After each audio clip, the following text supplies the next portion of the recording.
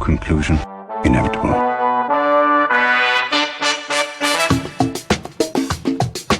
It was a jump to conclusions, Matt. My conclusion was that this idea was not a practical deterrent. My only conclusion can be that it was a Sith Lord. In conclusion.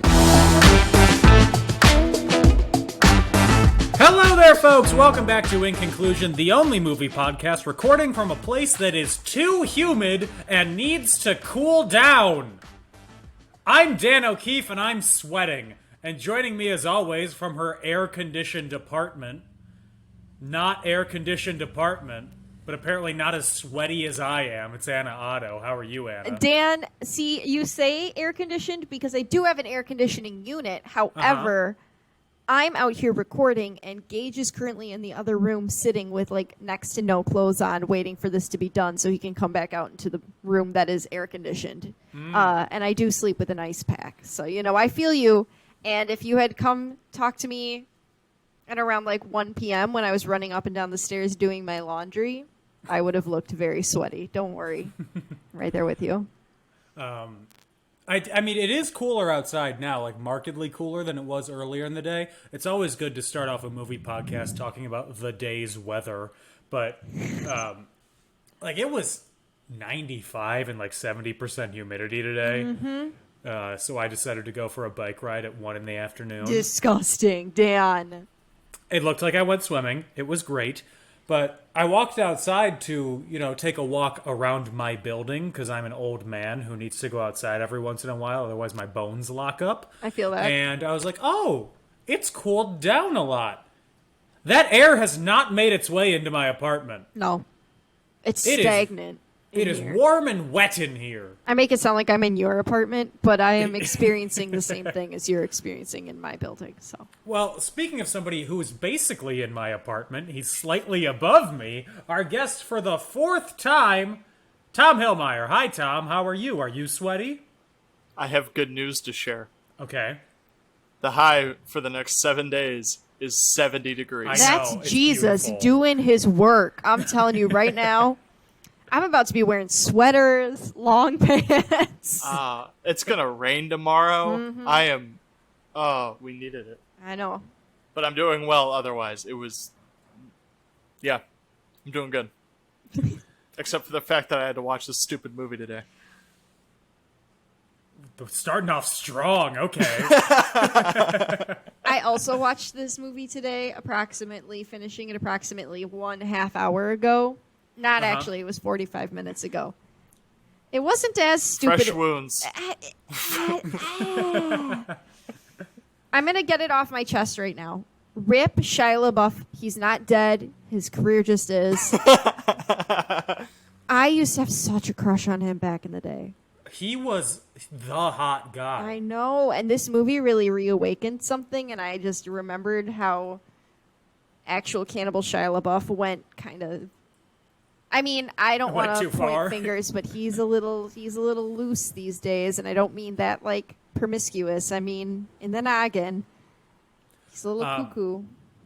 This came out. He had a 3-movie run of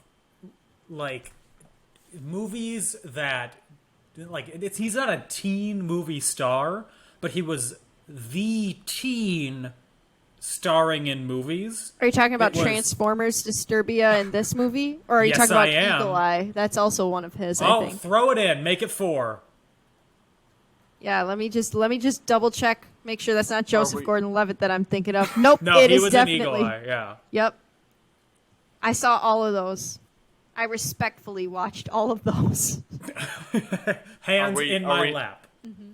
Are we not including holes on this list? Oh, don't even get me started. I love holes. I love holes. Too early in the run, though, because the greatest game ever played came out after Holes. Throw that whole movie away. Also a stupid movie, but I kind of enjoy it. Of course you do. It's about golf. He's done a lot of... let me pull up Shia LaBeouf real quick. I know this recently, is you, Dan. He was in The Peanut Butter Falcon, which got rave reviews. And Really? He, wrote, he was in that? Write it? Didn't he write it? he wrote Honey Boy, which came out the same year. He wrote Honey Boy. That was it. Yeah. You know he's Which worth also got good $25 million? I believe it. Why not Anna, you know? We're all asking that. Why not Anna? Why doesn't Anna have more money? I don't know, my dudes. I'm really out here trying. So while Anna does her due diligence on the buff, let's go over some facts about the movie. Indiana Jones and the Kingdom of the Crystal Skull, the fourth Indiana Jones movie, released in 2008, directed once again by Steven Spielberg, produced by Frank Marshall, screenplay by David Kopp, whatever, story by George Lucas and Jeff Nathanson, starring Harrison Ford, Cate Blanchett, Karen Allen, Ray Winstone, John Hurt, Jim Broadbent, and Shia LaBeouf, with music by John Williams, released on May 22nd, 2008, with a budget of $185 million. It made $790.7 million. That's a lot of money. It's the reason they made this movie. Yeah. When we get to a point, it doesn't have to be now. Oh, he's also in Charlie's Angels, which I watched relatively recently. Okay. I just wanted to mention, before I thirst too much over my past crush on Shia LaBeouf, he is a SA.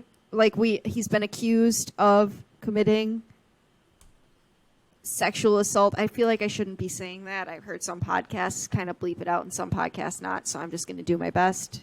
If trigger warning, I don't know what I'm doing here. I'm just doing my best, man.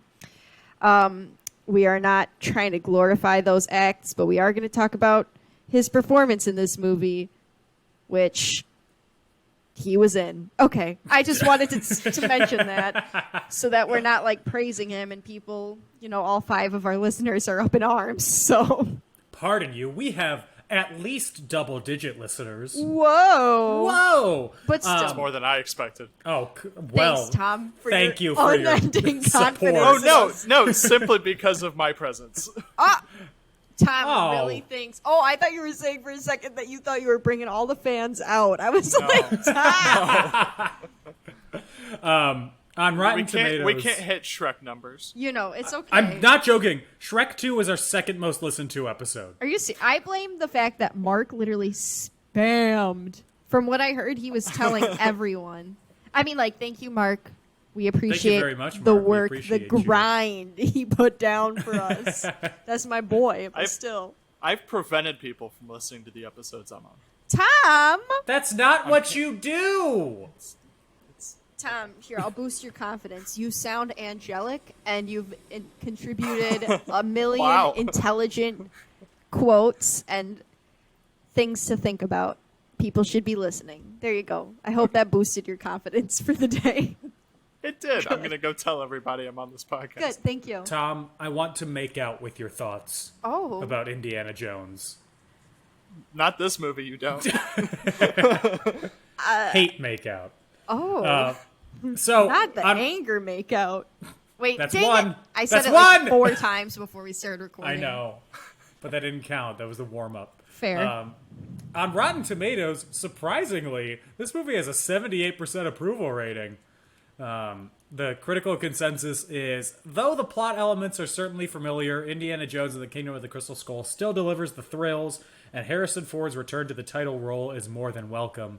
Roger Ebert, Big Raj, gave it 3.5 out of 4 stars. Really? He had a good time.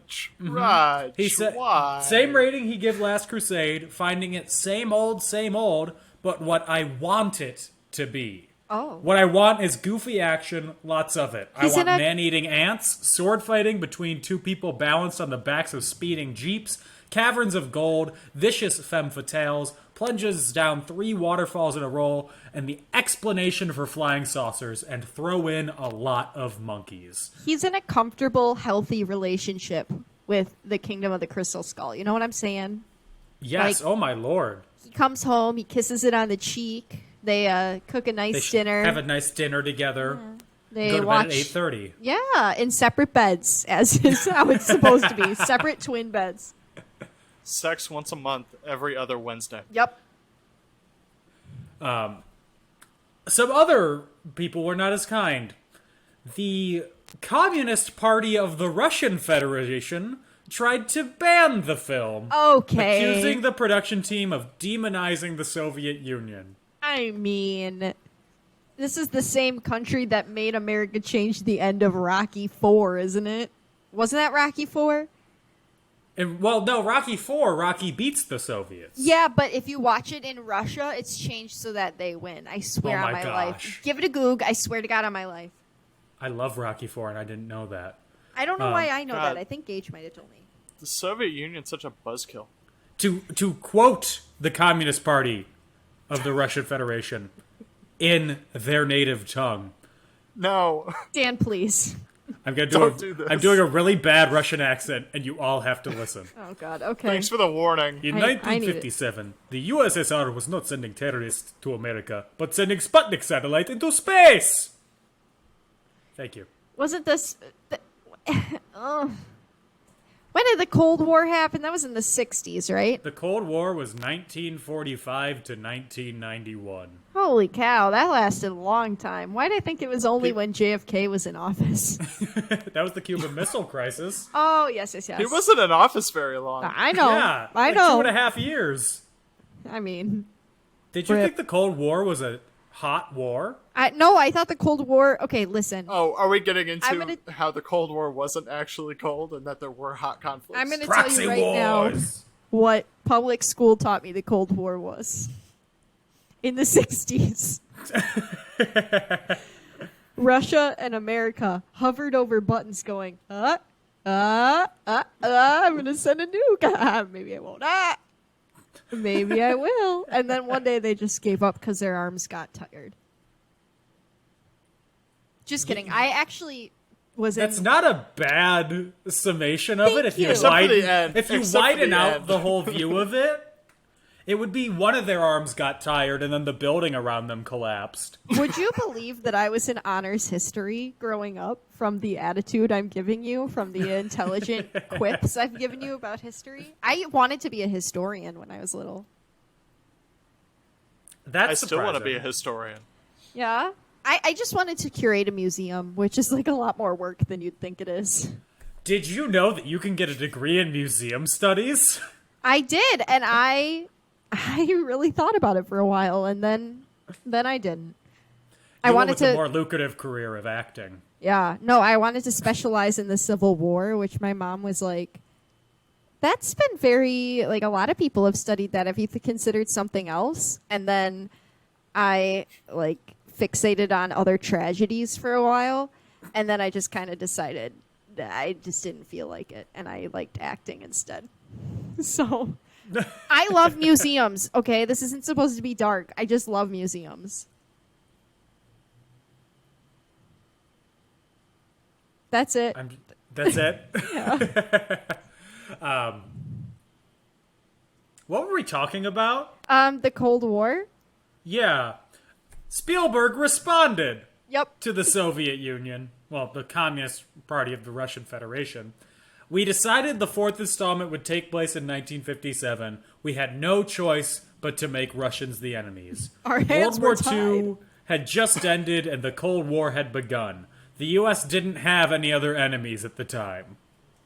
I think that might be false, but definitely would say Russia and communism might have been the biggest enemies of the time. However, if America's thriving, there's enemies. People be dying. Hold on. So Spielberg's reason for using the Russians is because there weren't any more Nazis? So He could have another shot it in reason Argentina, you know? why they used the Russians is because after he filmed Schindler's List, Yeah. he was like, no, I mean, not that's using the I'm done Nazis with again. Nazis. incredibly fair. Yeah. That movie is sad, to say the least. Yeah. Beautiful music, though. It will not be included in my John Williams wedding. Too sad. In your John Williams funeral. When I'm lowered into the ground, play Schindler's List. No, play Live or Let It. Live and Let Die By the from Frog James Chorus? Bond. Yes. In Shrek 4. Tom is so confused. Yeah. Well, no, I listened to the podcast. I know what you're talking okay. about. Just the actual recording of Live and Let Die is incredibly upbeat. Yes. So if you're being lowered into the ground, they go, and live and let die. Yes. So the way I envision and then it goes, ba-ba-bum, ba-ba-bum, But, ba-ba. what I envision is that I'm being lowered from a great height, and I don't. I am like I'm up there, and I don't start moving until that boom. Then I start moving. Ba-da-da, da-da-da, da-da. Oh man. I have another image that just popped in my head. So Okay. another option for what you could do. Thank you. Open casket funeral. Mm-hmm. Your body's lying there. Everybody does their final words to everything. As Thank Live you. and Let Die starts to play as everybody finishes up. You have a group of people standing around the casket, ready to pounce. Right when he goes, live and let die, and that bow goes, they close the one half of the casket. Oh. And then the second bow, they close the other half of the casket. Ooh, And love then that. when it starts the theatrical part, the as you did previously, people just sprint with your casket out of the church or out of the funeral home to the cemetery to Dan, bury you in the ground. You know before it caskets gets are to really the, heavy, right? I know they are. That's why you have a bunch of people. Oh, okay. You have like a Jamaican bobsled team. And instead of there being a bobsled, they have your casket. Oh, God. Please be careful. Please be And careful. They need to get to the plot before it gets to the, what does it matter to you? Otherwise, all the timing will be off. Amen. They better get there. I could go on and on. I have a plan to fake my own funeral, but I'm not in the mood to do that right now. I think we should talk about the movie. Yeah, this is a movie podcast. Right? It's a funeral podcast. In theory. We got to get So- our sillies out first, Tom. Yeah. Tom, you started this off on I'll say a dour note about the movie. Before we get into it, why so angry? Because it's completely unnecessary. So is Fast 9, which How I saw dare you. yesterday. Bite your tongue, Daniel. I didn't say that it's bad. Good. F9, my return to theatrical cinema, it's a perfect movie. Good. It doesn't make any sense. No, this was just like they did it so long after the end of the original trilogy that, like, okay, if you're bringing back the characters, it's not going to be the same, and you either have to like completely lean into it and do like a whole new trilogy and bring new people on and revive the franchise, or it just looks like a cash grab, which it is. I mean, I feel like they tried to revive the franchise, but some of the actors went off the deep end a little bit, so that couldn't really happen. I mean, I did not see Shia LaBeouf becoming the new Indiana Jones at any point. Please address him by his full name, actual cannibal Shia LaBeouf. Please laugh. Please. You know who I could see becoming the next Indiana Jones? Who? Sam Worthington from Avatar. I don't know who that is. Let me give it a Google. You know the movie Avatar? Which one? The movie. I've never The only seen one. it, so The blue one. I've never seen The it. only one at the moment before they make 7 more. Yeah. Oh, he's kind of handsome. Yeah. He also is charismatic enough. Are you being completely serious? No, I'm Listen. joking completely. I was What just if- thinking of an Okay. actor that got big at the same time. Why Oh. not Taron Egerton? He's so fine. He's too short. Yeah. He's too How short. tall is he? Hold on. 5'7" or something? Oh man. He also And- looks way too British. No. Yes. Have you seen 'cause- him? Yes, he's 5'9", first of all. Second of all, that explains a lot about why I'm attracted to him. And third of all, I don't think he looks that British. I think he looks... Well, he is British. I know so- he's British. I guess he does look British. He doesn't... He's also already the face of another franchise. The Kingsman? Yeah. Yeah, and he's also played And the Elton John John franchise. He's also the face of Elton Yeah. John. Yo, that movie slapped, okay? A man with a face. Gage took me to see that movie in theaters. Loved it. Yeah. I love Elton John, so that's besides the point. But Tom, who do you think would be a better pick than actual Cannibal? I mean, I never considered them replacing him. Like, and never did I see in this movie them even, like, push for, like, Shia to be the next Indy. Like, there was never... I don't think they were... a time where, like... Yeah, they weren't going for that. So they weren't trying to reboot the franchise. They were just adding another movie. Which is why I thought this movie was unnecessary. Okay. What do you think about Mad Max Fury Road? I think it's an excellent film. So, why is that not have the same issue Ooh, he as got this movie you. does? He got Because it came you. out 20 years after the third Yeah. Beyond Thunderdome. It's Yeah. just a continuation. They replaced Mel Gibson, I mean, but he was still playing Mad Max. Yeah. But it wasn't a reboot, it was a continuation. I've never seen the original Mad Max.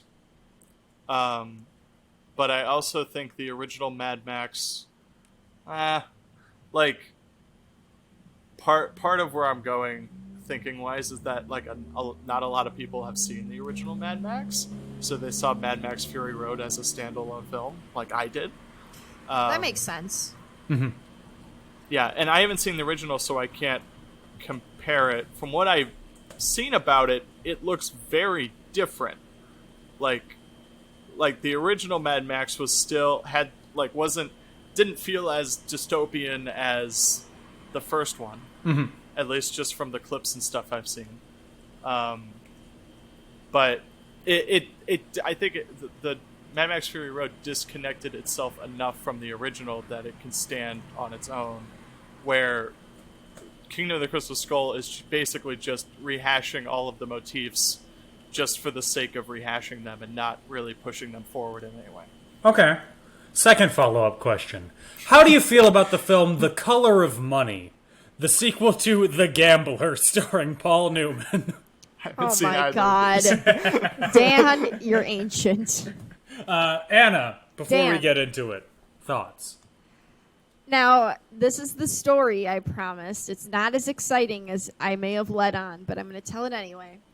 I have been looking forward to this for 3 Well, weeks. I am so sorry to let you down, Tom. So, one thing I really, one memory I love about this movie. So, when I was little and this came out, it was the same year that the Sex and the City movie came out. And my mom and dad wanted to go to the movies. My mom wanted to see Sex and the City. My dad wanted to see Indiana Jones. They obviously, they were not going to budge either way. So my mom called my godmother. She and my godmother went to see Sex and the City. My dad and I went to see Indiana Jones. And it was raining. And so this is the first and only time I've ever experienced this. There was a power outage in the middle of the movie. And so we went into the lobby. They're like, we'll let everybody know when the power comes back on and our movies are going to be started back up. You can go sit in the lobby where the generators are on and just hang out. We don't know if we're going to be able to get the movies back on tonight or if we're going to have to refund you. It happened right in the middle of the ants scene. Like, it started flickering and flickering, and then it went out, and then on the screen was like a please go to the lobby sign, and they made an announcement. And I don't know, I just think that's kind of a cool experience. I've never ever had that happen to me before this one time or after that one time of just, power outage. And it was just kind of a fun thing to share with my dad, like a movie series franchise that he really, really loves, and a fun memory. And I don't know, not that great of a story, but it is something I hold close to my heart. And this is the second time I've ever seen this movie since that day. And I think that makes it more fun for me, is just thinking about that memory. So there's the story of me seeing Indiana Jones, Kingdom of the Crystal Skull, power outage. Anna? Dan? Consider me 2 steel beams that are part of holding up a building, because I am riveted. The silence is more rewarding than laughter, I honestly. wish I could have made a sound. Thank you for supporting my inability to tell a story. and my ability to hype things up way more than they need to be hyped up. So this was the second highest grossing movie of 2008. Can either of you name the top grossing film of Sex in the 2008? City. No. Oh, well. Oh, is it Harry Potter? No. Oh. There wasn't a Harry Potter movie in 2008. Oh. Did an Ocean's movie come out this year? Nope, that was 2007. Can we have a hint? What? Sure, What? it's a superhero movie. Oh, is it Oh, Iron Iron Man. Man? Oh, yeah. Nope, Iron Man. It's the other 2008 superhero movie. The Spider-Man. No, that's 2007. Captain America. No. No, Iron Man came out in 2008. Batman. Dark Knight. Yes, it was The Dark Knight. Dark Knight. I got Which, it, at the time that it came out, was the fourth movie to gross $1 billion. I mean, it's a wonderful film. It is. The other movies that are in the top 10 of the year, Kung Fu Panda, No. Hancock, Mamma Mia, Oh, I have that on Blu-ray. I've seen all these movies. Jeez. Madagascar Escape to Africa, Not that one. I lied. Quantum of Solace, then Iron Man, Ooh, she's all the way down Wow. and then Wow. and then Wall-E and the Chronicles of Narnia, Prince Caspian. there. Hot take, Wall-E's not that great of a movie. Come at me. Oh, I will come at you. I'm on my way to give you these Doors hands. open, Tom. My neighbors never Oh. close it. Wall-E is my favorite Pixar movie. Okay. Hot take. That is a hot take. Hot take from Tom Hillmeyer. It's just a movie I really enjoy, so I mean, good. I don't care. I'm glad you find joy in Wall-E. I just also find it funny. I own Hancock on Blu-ray. I'm looking at it right now. I don't think I've ever played the Blu-ray of Hancock. The Why do only you thing have it? I don't know. I don't remember getting it. I just have it. the only thing I remember about that movie is that the only reason why he goes by Hancock is because he can't remember his name, and for some Yes. reason the The nurse nurse says at the hospital, "Give give me me your-" your John Hancock. Nobody says that anymore. Nobody ever says that. They say sign here, sign on the X. Anyway, Anyway, we're talking about Indiana Jones, right? yeah. Eventually, Okay. Allegedly. we'll get there. Then the did I say that Prince Caspian was the 10th highest grossing movie of all time of 2008? Not of all time. I was gonna say gross. Yes, you did. Yeah, it was 2008 was almost the highest grossing year in film at the time, but it fell short by $30 million to 2007. Oh, 2007 was the highest grossing of all time? At the time. I think now Oh. it's like 2018. Oh, I thought you said of all Did time. Avatar come out 2009? Mm-hmm. Wow. You know, that 12-year-old movie, Avatar. I've never seen it. You know, for a while, the highest grossing movie of all time. It still is the Avatar. highest grossing movie of all time. It was re-released in China this year, baby. I looked that up yesterday. Wasn't it briefly beat by something? What was it beat by? By Endgame, Oh, yeah. Endgame. Oh, that's right, yeah. And then Avatar God. said, James Cameron said, I don't James Cameron fucking is so think so." petty. He's so petty. James, please. Sitting at We're the gonna bottom of the ocean, he sends up a bottle. Yeah, He's literally. like, re-release it. Literally. China. We put it in Now. China. What's Okay. one of the most highly populated countries on Earth? Quick. Spain. No. So, let's get into the movie. It starts out, and there are just a couple of teens driving down the road, trying to race a government car, baby. Just the youths. Racing a youth who works for the Gov. That's the dream. The 50s dream. We're in the 50s. All the other Indiana Jones movies take place in the 30s. This one, though, takes place in the swinging, puritanical 50s. And Dan is thriving. I am thriving. Not a inch of skin is shown. Everybody is fully covered up head to toe. Hound Dog is playing on the radio. Elvis's hip swivels are too sexual. It is my time to shine. The amount of 50s slang that they have Shia LaBeouf say in this movie, and how I know he has to say because it's literally in the script, but it comes out too naturally for me. Just too naturally. So, these military people, they're the Soviets. Uh-oh. And they are Steadios. breaking into a military base, They're looking for Hangar 51, and with them they have captured Indiana Jones and his British partner. What's his name? Quadruple agent. Mac. Sure. Mac. We'll go with that. I have two things to say about stuff you just said. One, was Area 51 copyrighted, so they had to use Hangar 51? I don't think the government is allowed to copyright anything. I know, but it's clearly Area 51. A secret government facility in the middle of the Nevada desert with the numbers 51, it's Area 51. Well, you know.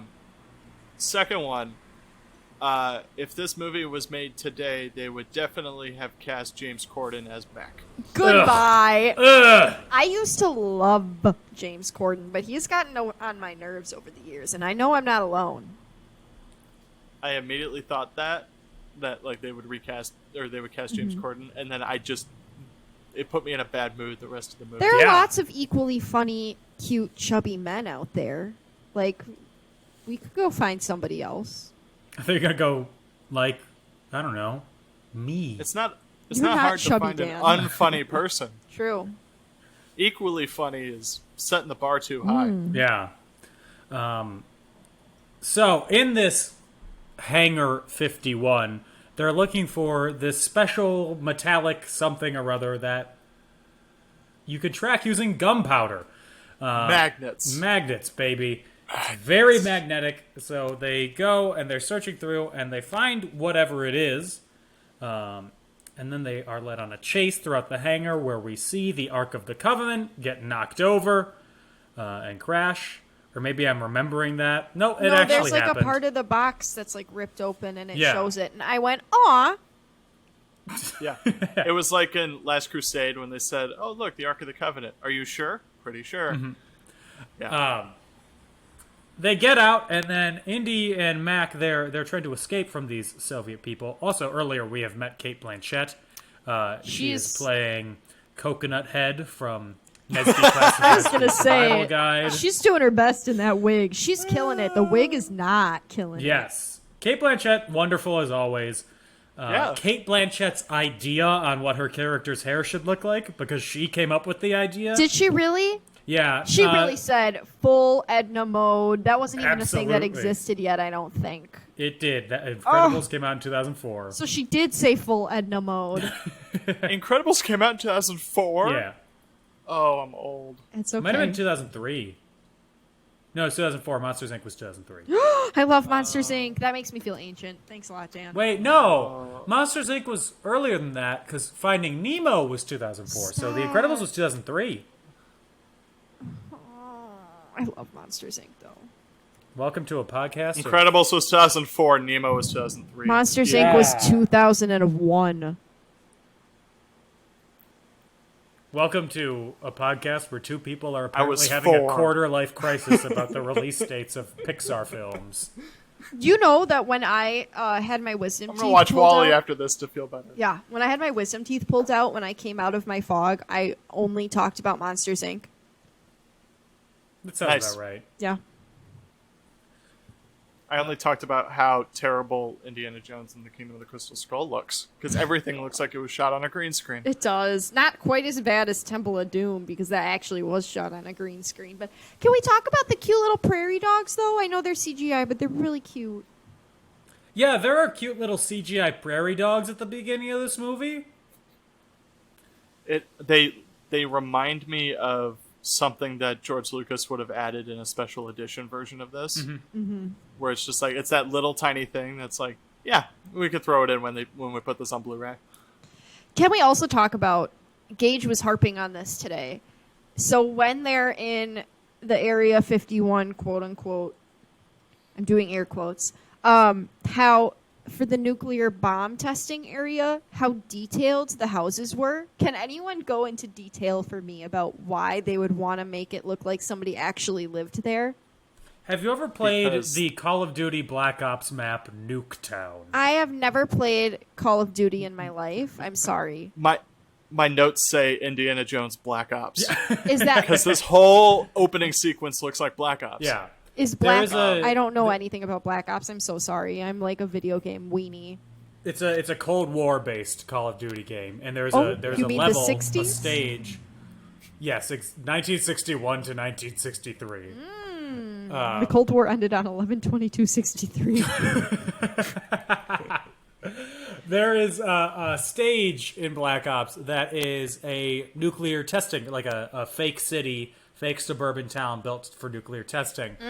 And the reason they do it is to see the effects of what That's a what I nuclear bomb would thought. be like. But like down to the having like Crisco in the cabinet, like for what? Well, if the Crisco can survive it, Oh, you're right. You're they want to right. make it as realistic as possible without putting people in there. So that's why they have the mannequins that melt. Okay. I was Yeah. just curious because we were like, why is there Dawn on the sink and a real working TV? So I just thought I'd ask. The working TV is the one thing that They're I don't watching- think they actually had. They're watching Howdy Doody, though, Dan. I know. The show of Yeah. my people. I know. Well, it's Puppets. during this time period, we didn't know what a nuke would do. So it was kind of like, does it just destroy everything? What does radiation do to the area? And then they make Indiana Jones take like a chemical shower afterwards. Like they think that's going to wash the scrub him radiation off. My Yeah, dudes. there's no way he survives getting in a fridge and being launched Yeah. a mile away. Indy survives the nuclear Somehow. explosion by locking himself inside a lead-lined fridge. And then flying around, he would have been turned into a meat puree by how Yeah. much that fridge bounced around. Bare minimum, he Yeah. would have broken some bones. Yeah. But Yeah. apparently it was a padded inside fridge. He survives. Fun fact about nuclear testing, according to the book The 50s by David Halberstam, when they were testing the hydrogen bomb, they took bets on whether or not the bomb would burn up the atmosphere. Oh! Yeah. Oh, they had no idea. That's- They had no literally idea whether or not insane. they would end the world with the test. Hey, y'all, hot take. Let's not bomb things. That's actually the opposite of a hot take. 'cause Noted. The bomb would Noted. be the You know, hot I'm part. just trying to be radical over We'll here. take it into consideration. Local podcaster says, stop bombing. Creates world Podcaster says, peace. bombs are bad. Scientists shocked. Creates world peace. I am Everyone so- hugs now. destroyer of worlds. Indy survives, and he is interviewed by the janitor from Scrubs. Yes. That's what Gage said too. Again, Neil Flynn. wait. Is the janitor from Scrubs the dad on the middle? Yes, he is. I didn't Yeah, it's Neil recognize him in this movie, and I love the middle. Never watched Scrubs though. Okay. He is should. also in The Fugitive as a cop. Really? Yeah, he's a CTA cop, which is love then The brought up Fugitive. in an episode of Scrubs where JD is watching The Fugitive and he sees him in the movie and he's like, janitor. I'm surprised I didn't recognize him. He's kind of distinct looking because he's so giant. He's like 6'7" or something. Yeah. He's got glasses on. That would the Superman definitely fool disguise. He's got those 50s Superman glasses on. me. You're right. So they're interviewing him because they think that he might be a double agent for the Soviet Union. So that is hanging over his head throughout the whole movie. He gets... Well, this is also where we get like backstory on what Indy's been up to for the last 20 years. Didn't he fight served in in World the War II? war. Yeah. Yeah, he was like he did British Secret Service and Just like Elvis. like he was all over. He Just- probably just like fought Elvis? alongside Elvis, yeah. Yeah. Elvis was not in World War II. Oh, crap. He was Vietnam, wasn't he? No, he was Korea. Oh! Korea. The Forgotten War. My Always bad. Fun fact, my I- grandpa served in the Korean War. He was in Germany. Sir. Did he get lost? The story that he says is he was skiing during the Korean War. I was gonna thank him for his service, but it sounds like he had a lot of fun. Yeah, it sounds like he had a great time. They gave him his driver's license. He never learned how to drive. Oh. He's been driving for 70 years. Sir. I like to picture he still gets out on the road. He's like, I don't know what I'm doing. I'm telling you, Germany really was wild, and after World War II, they were really like, everything's okay now because we're terrible and we made a mistake. And so now they're just giving people their driver's licenses and skiing. Very crazy. all time in conclusion quote. Germany was Wildin'. wildin' after World War II. I mean, they were also like dirt broke But that's wait, wasn't that after World they War were I? also not governing themselves. They were split into four governments. You know, fast forward to now, and they're like, I don't know. Wild Germany out. seems like cool. I don't know what the vibe is with Germany, but they seem chill. The vibe of Germany is pleasant and efficient. Perfect. I just hit my nose on the microphone. I'm so sorry. You're gonna hear Not a weird acceptable in Germany. tapping sound. Germany. That is neither pleasant nor efficient. Sorry, Angela. Angela Merkel is knocking on your door. I'm sorry, right Angela. Anyway, we see Indy. He's back at his old professorial job, where Slughorn. Professor Slughorn is the dean. Somehow, there are fewer girls lusting over a 60-something-year-old Indiana Jones than they were about a 40-year-old Indiana I Jones. literally was sitting there wondering to myself if they were looking at him going, do you think he was hot back in the day? You know, like his students? Do you think they were looking at him the way some people at Marquette apparently looked at Father Grant? Probably. They probably were. Tom, you didn't look at Father Grant that way? Every time I he walked down didn't. the hallway, you weren't biting your lower lip? I didn't look at him No. like that either, and I lived down the hall from him my sophomore year. I don't like this conversation anymore. He got a chili pepper, what can I say? I It wonder if he wasn't from listens- me. I should just send him anonymously this link at this timestamp. Don't. to the He once podcast. called me out during Mass for, it was Ash Wednesday, and he's like, something, something, sinning, something, something. We face a lot of challenges, just like I know, Anna, you face challenges in my classes sometimes, am I right? And I was like, are you serious? Father Grant?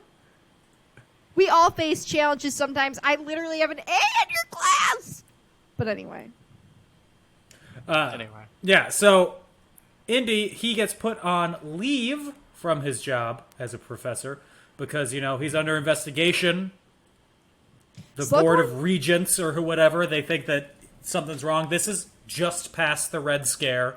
Slughorn a real one, though, because he resigned so that Indy could Yeah. still get paid. That's, bro, that's, when we say boys being boys, that's what I'm talking about, okay? That That's is the dudes vibe. being bros to the max. That's, Just guys being dudes. that Yeah. is guys being dudes. That's the energy I want to keep for the rest of 2021, okay?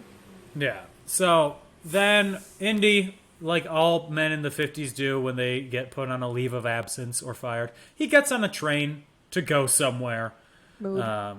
But then he gets stopped because a young Fonzie type rides up next to the train asking Okay. if he is Indiana Jones. Now, this is what I was talking about when I said we need to acknowledge that Shia LaBeouf has done some unsavory things or has been accused of some unsavory things.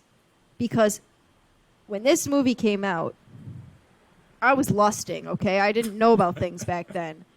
And this scene, he looks so cool, my dudes. Like, the way Shia rolls up on that motorcycle took me right back to 7th grade when this movie came out. He looks like what they wanted the Fonz to look like. You mean Henry Winkler Like, doesn't look like this? You know, I'm gonna say it. Henry Winkler, who plays No. Shia LaBeouf's father in Holes, doesn't look like this? Stanley Full circle. Yelnats Jr.? Calling actually it now. probably, like, Shia before. LaBeouf shows up in season 3 of Barry. So Indy and Mutt Williams, Stop. who is Shia LaBeouf's character, I am that's his so name. I am so sick of the name Mutt. There's a character on Schitt's Creek named Mutt, and I for the longest time thought his name was Mott, and it just bothers me. It's such a weird name. If your name is Mutt, explain yourself. It's short for smut. I knew it. The reason that Mutt is talking to Indy is because he's telling him that his old colleague, and Mutt's basically the guy who raised Mutt, Professor Harold Oxley, has found a crystal skull in Peru, but he got kidnapped along with Mutt's mom, a woman named Mary. Huh. Who could that be? Gasp. Put that in your pocket. For a rainy day. So Mutt gives Indy a letter from Oxley and his mother that has a riddle in an ancient language. And then, guess who shows up in Pennsylvania? I don't know where this is supposed to take place. The Soviets! The Soviets invade America and start chasing after Indy and Mutt. And they have a motorcycle chase throughout town. This is one of the first times when Shia says something that's straight out of the 50s that sounded natural because of the time, but felt weird to my ears. And it was when he's driving through the library, instead of yelling, "Get out of the way, get out of the way," he's yelling, "Split, split, split." I'm like, Yeah. I can't do a split, sir. What do I do? Like, So they evade the KGB, and it ends with them Tokyo drift sliding underneath the tables in the library. and guess what? This many years later, that's still cool as hell. It's so cool. And, of course, because it's the 50s, they end at a nerd who's in Dr. Jones's class who asks him to explain some archaeologist, and he's like, ignore him. Research this guy and said, if you want to be an archaeologist, you gotta go into the field. Get out of the library. And then it's a montage of them flying to places. Just like old times. Transition. Classic red line flying transition. I hope one day to be on one of those red lines flying over a map. Yeah, this Dream is one of big the time. good red lines. Just sitting on one of those little red dots.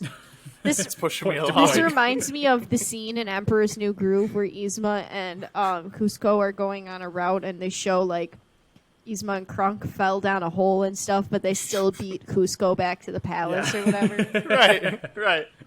So the Indian Mutt, they get to Peru, and they find a local psychiatric hospital that Do you know- Oxley was in. Do you know what city they're in? Lima? Cusco. No. Oh. Cusco, Peru. Anyway, I just, Emperor's New Groove. Thought Did I'd they bring mention it. poison? Poison for Cusco? Poison for Cusco. Cusco's poison. Oh, yeah. It's all coming together now. My spinach puffs.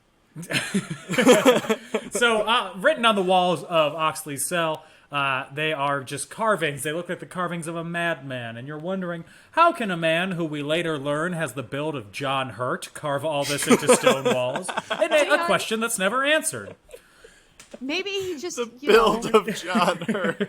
he was willed, by his knowledge. I don't know. That man is all bone. Me too, is but all I think bone. that I could scratch into what the They frick? never really Stone. say how long he's there. Yeah. Like, Yeah. it could have been like a week. Yeah, I True. imagine it's a short time because Mutt doesn't seem... Ox is an old man. Yeah. True. Okay, you're right. Touche. You're right. I'll let you win this round. And, he For might have logic. had a Shawshank rock hammer, but Tim Robbins is 6'7". He's a big dude. John Hurt is not a big dude. That's my biggest issue with this movie. The logical fallacy that comes with John Hurt carving things into a wall. I can sense by your vacant stares right now that you do not care. Riveted. I And the was listeners Googling- also don't care. How tall John Hurt was? He is 5'9". Wow, you know who else is 5'9"? Average height. Shia LaBeouf, That is correct. as we established earlier. So they end up finding the grave of Francisco de Orellana. I pronounced that wrong, but I'm not going to try again. Who was a conquistador who was searching for Akator, which is a hidden city of gold and treasures where the crystal skull comes from. El Dorado. Basically, yeah. Desperado. Nope. I'm not going to keep going. Not I'm allowed. not supporting this. I don't know. Unrelated. What song is that? That's from TikTok where they literally Yeah. go, Desperado. That's literally all I know because that's all that's ever played on TikTok. Anyway. Anyway, what were you saying?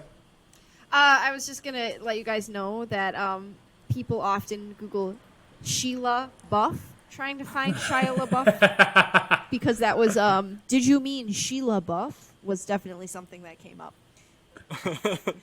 Wait, it's... No, How do it you- was like it dropped down underneath where it's like similar okay, questions. yeah. Similar questions, and it was like, how tall is Sheila Buff? And I clicked on it, and it said, he will be 34. I was like, this is about Shia LaBeouf. So at the grave where a bunch of They find a body that is perfectly preserved that then immediately begins to decay because guess what? It has been exposed to the elements now. And I don't think that's how bodies really work. Like if you cut open a casket that's been perfectly preserved, it won't decay into bone immediately if it's been preserved that well. Yeah, I don't know. It was kind of scary looking, though. I feel like it was the absolute like brittle crepe papery texture. I think it could happen. Maybe not quite that fast, but I think like if you were to touch it or bump it in some way, it would definitely crinkle like that to nothingness. Yeah. If you were to twist it, to bop it, to pull it, to slap it, to shake it, shout it. Don't forget shout it. Decay. That's the sound of a body decaying. Yeah. That's the sound of Anna's casket being lowered into the ground at her live and let die funeral. Yep. Yes, it is. So they find the crystal skull, and Indy's like, "Oh, Oxley probably returned to the skull here for safekeeping or something. Well, better take it." I mean, yeah, he returned it for a reason. Yeah, well, better ignore that. They take it because the Soviets show up and take them along with them. They kidnap them because guess what? Mac's a double agent, as I failed to establish earlier in this resuscitation of the plot. Okay, but they got that. Like Mac wasn't with them when they found the graveyard. How did the Soviets know where they were? He has a really good sense of smell. Okay. Ew. Because there's one of my big issues with this movie is that there's tiny little plot points that like don't really connect completely. Mm-hmm. So like, how did they know they were at the graveyard? The Soviets just show up. We have no idea how they knew to get there. I mean, maybe somebody heard the commotion in the middle of the night and they just stayed there and waited. Sure. Let's go with that. Like how did they find exactly where the graveyard was based on a carving of the outline on a sanitarium floor? They just did their best. Yeah, I mean, it's the tiny little things like that like all the like especially like Raiders like over-explained to a point. Where it's just they just glossed over it. We need to find a happy medium, friends. Yeah, right. I assume that the Soviets either have a person listening in everywhere, like while they were in the sanitarium, one of the guards outside was a Soviet or paid by the Soviets, or they just pay people who are nearby to tell them stuff. Did they have a translator though? Like it seems like, I mean, I'm guessing they would have, but it feels like they didn't have anybody who spoke whatever I want to say Spanish, but I know it wasn't. It's like a no. It was the local. Yeah, dialect, it was the local dialect, which I feel like the chances of having someone who speaks that very specific dialect. I mean, I guess Indiana Jones does, but he knows everything. So let's just assume they had a translator. I fall under the impression, as evidenced by how I did not question anything in F9, even though it didn't make sense. They went to space, Dan. I assume everything makes sense in movies. I don't care if logically it doesn't. I assume there are things that were not shown that are like, okay, sure, whatever, well, I'm on with it. If you assume that everything has to make sense in movies, you're going to not enjoy half the movies you watch. I mean... Tom. Well, okay. No, okay. Come on, Tom, what about at the end of Grease when the car flies away? Did you see that tweet, Anna? No. It said, it was in quotes, pronouns are confusing. Oh yeah? Why did the car fly away at the end of Grease? I would have retweeted it if I saw it. All I'm saying is that they established in the other Indiana Jones movies that, like, if they have somebody, like, tailing it, like, they normally show how the bad guy gets the information that Indy got. Mm-hmm. Fair. Like, they're either tracking Indy or they're immediately going behind him and getting that little piece of information. Like, they just show a 3-second shot of the fact that somebody's tailing them. That's just what I saw was missing from this. That I'm also one who's a fan of, like, Raiders and National Treasure and the Da Vinci Code, things that were, like, over-explained and there's an absolute reason for everything that goes on in the movie. Mm-hmm. those are like my favorite kind of movies. Fair. Where it's like an action adventure, like solving a puzzle or a riddle, or it's a treasure hunt movie. Yeah. Fair. I see where you're coming from. I have a Successful defense. Yes. Good job. A+. You pass. The prosecution rests. They are taken to a Soviet camp where they find Oxley, who is out of his mind, and Marion Ravenwood Gasp. from Gasp. the past movie. Who, guess what? Marion is Shia LaBeouf's mother. Gasp. Mom? Gas. Mom? Mother. I assume since it was the 50s, he would greet her with mother. That's how I Mother. call my mom, and she hates it. I think she's gotten used to it, though, but for the longest time, she got mad every time I did it. Oops. Having watched a fair share of episodes of Father Knows Best, once you pass the age that their youngest daughter is, it's mother and father. Mm-hmm. It's not mom and dad. It's not mommy and daddy. No. Mother doesn't approve of me doing this. Okay, Eleanor Donahue, get off your high horse. Mm-hmm. Eleanor Donahue played the oldest daughter in Father Knows Best, and also Andy's girlfriend in the first season of the Andy Griffith Show. Wow, Dan. How versatile. Thanks for that fun fact. Fun facts from young people. With me, a 23-year-old. An ancient man. As they are trying to escape from the Soviets, they fall into a pit of not quicksand, but basically quicksand. Before this, just very, very tiny quickly. At one point, Ox says Henry Jones Jr., like kind of snapping out of his trance or whatever he's in. And I immediately got a flashback to, I think it was Harry Potter and the Order of the Phoenix, where they're trying to, like, they're in a jury trial or whatever, and they said, it was Barty Crouch. And then it's... Junior. And then David Tennant is doing that creepy thing with his tongue where he's like licking it. Yes. I hate Yes. that. I immediately went back to that just because the way he was like Henry Jones. Ugh, so now I'm picturing Junior. David Henry Tennant's Jones face. Junior. You're giving me... You're covering your eye. You look like you're in pain. All you're doing is picturing David Tennant. No offense to David Tennant. I love the man. Okay, he's a wonderful, blessed actor. I've seen many of the things he's Great been actor. in. You know, Broadchurch, Doctor Who, that other one. But no, I can't remember what it's called. Where he plays the demon. He's terrifying in Harry Potter. Just absolutely terrifying, and it haunts my nightmares. And I refuse to believe that's him with the eyes bugging out and the tongue flicking around like a snake. Absolutely not. So Marion reveals that Mutt Good is omens. Indy's son. Sorry. Good omen indeed. I love how Indy immediately snapped from saying like, "Oh, he didn't finish school, whatever." He's like, "He's your son. Why didn't he finish school?" Yeah. Yeah. He switches from that's cool good. uncle to dad. He really does. Right. He says, "Son, educate yourself."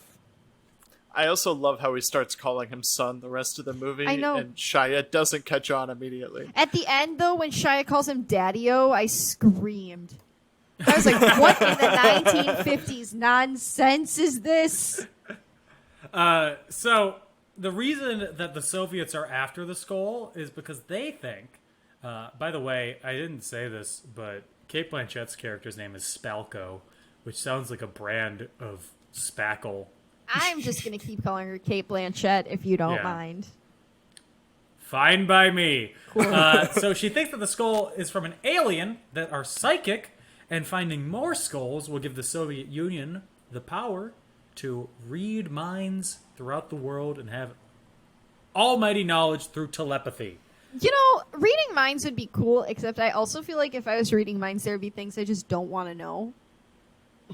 Like, Yeah, like you're just randomly on the street, you walk past a guy, and he just goes, "I tooted."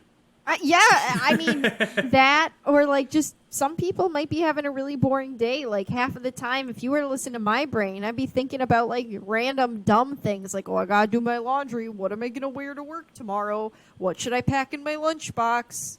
do I have any ice or should I make like, you know what I mean? Like, so boring. You're really going to search through billions of minds to try and find one tidbit of good information when in reality you're just going to find people's boring day-to-day lives? Ugh. Yeah, like they get the skull. They get all the skulls. They can read minds. Suddenly it's 1962. They're trying to read the mind of JFK, and he just goes, "Where is Marilyn?" Oh, the tea. The tea. I almost made a really dark JFK joke. I need to carry on before it. Was it about reading his mind? Yeah. Just by picking it up? Yeah.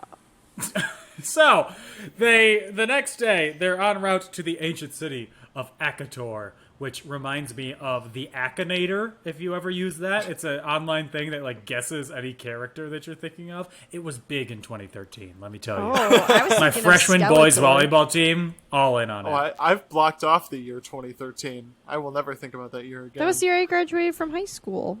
That was the year I graduated freshman year of high school. Yep. And Tom apparently had a really rough year. Yeah. So as they're on their way to Akator, Skeletor. Skeletor. They are fighting. They start to. Don't make me do my Skeletor impression. You don't. I'm not. You stopped. I know, because you kept going. He-Man. You know they're making a new Masters of the Universe. Yeah. I'm gonna watch it. I'm so excited. They start to fight their way out of the KGB's clutches, and they kill the big KGB man in the process. He gets eaten by ants. Disgusting. The power goes out immediately. Yeah. Right when you said the big KGB man, I'm like, Stalin? Yeah. Stalin was dead at this point. This was Khrushchev's time. They mentioned Stalin though. He was dead. 1957. I know, but they like bring him up. They never bring up Khrushchev. Yeah, nobody ever does. All they talk about is how he wanted to go to Disney and wasn't allowed to, so he threw a fit. Did you know about that? No. That sounds like Obviously- me at the beginning of the pandemic, though, because I wanted to go to Disney World so bad, and, quarantine wouldn't let me, and so I slipped into a depression. That's where I was at the beginning of the pandemic. Like, Yup. Wow! Tom, we're one. We are one. Like, I flew back, and the world shut down that week. Oh, wait, from Florida? Yeah, I Oh. flew back from Florida on Sunday, and the NBA shut down on Tuesday. Okay, we might be a little bit different. Mine was I've just latched onto something that brought me joy because I was really sad about a lot of other things. Also, we see Mutt swing with monkeys. Yes, okay, first of all, the monkeys are really cute. Second of all, It's the same monkey from the first movie. I love The that Nazi thing. monkey just No. transitioned. That's what Gage is saying. I mean, He's like, look well, at that herd of same Nazi type of monkeys. Same type of monkey. This one didn't need I Band-Aids. wonder if that's just like the easiest type of monkey to train, because that's the kind of monkey It that is. I'm not condoning this, but a lot of people keep those as pets. It's also a movie monkey. Yeah, they're in all the movies. Pirates, Yeah. this, Friends. Marcel on Friends. Yeah. Yeah. Oh, but also I was laughing because Gage and I were watching this scene and we were discussing how, it would be really hard to do this if you don't have like already built the upper body strength. And he goes, "Yeah, I bet Tarzan fell the first couple of times he did it, and he was raised by monkeys." I was like, "Gage, he's literally not a real person."